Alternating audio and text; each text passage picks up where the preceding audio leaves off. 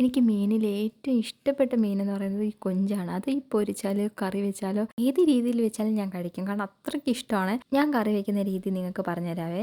ആദ്യം കൊഞ്ച് നല്ല കഴുകി വൃത്തിയാക്കിയ ശേഷം കുഞ്ഞുള്ളിയും വെള്ളരിക്കയും പച്ചമുളകും ഉപ്പും കുറച്ച് വെള്ളവും കൂടെ ഒഴിച്ച് ഒരു 10 മിനിറ്റ് ഹൈ ഫ്ലെയിമിൽ വേവിക്കാൻ വെക്കണം. ആ സമയമാകുമ്പോൾ നമ്മൾ അരപ്പ് വേണമല്ലോ. തേങ്ങ, വെളുത്തുള്ളി, മുളക് പൊടി, മഞ്ഞൾപ്പൊടി, കറിവേപ്പില, കുറച്ച് വെള്ളവും ചേർത്ത് പേസ്റ്റ് പോലെ അരയ്ക്കണം. അരച്ച ശേഷം ഈ അരപ്പിനെ നമ്മൾ ഈ വേവിച്ച് വെച്ചിരിക്കുന്ന കൊഞ്ചിൽ ഒഴിക്കണം. ഇപ്പം നമുക്ക് കുറച്ച് കറി വേണമെങ്കിൽ കുറച്ചുകൂടി വെള്ളം ഒഴിക്കാം. ഇപ്പം നമുക്ക് കറി അധികം വേണ്ടെങ്കിൽ അങ്ങനെ വെള്ളം ഒഴിക്കേണ്ട ആവശ്യമില്ല. ഞാൻ കുറച്ച് വെള്ളം ഒഴിച്ചിട്ടുണ്ട്. അപ്പോൾ ഈ വറ്റി വരുമ്പോഴത്തേക്കും ഈ അരപ്പ് ഈ കൊഞ്ചിൽ പിടിക്കുമ്പോഴത്തേക്കും നല്ല ടേസ്റ്റ് ആയിരിക്കും. എന്നിട്ട് ഒരു 10 അല്ലെങ്കിൽ 15 മിനിറ്റ് ഹൈ ഫ്ലെയിമിൽ വെച്ചിരിക്കുമ്പോഴത്തേക്കും കൊഞ്ച് കറി റെഡിയാവും. പിന്നെ ഫൈനൽ എന്ന് പറയുന്നത് കടു വറുക്കണം.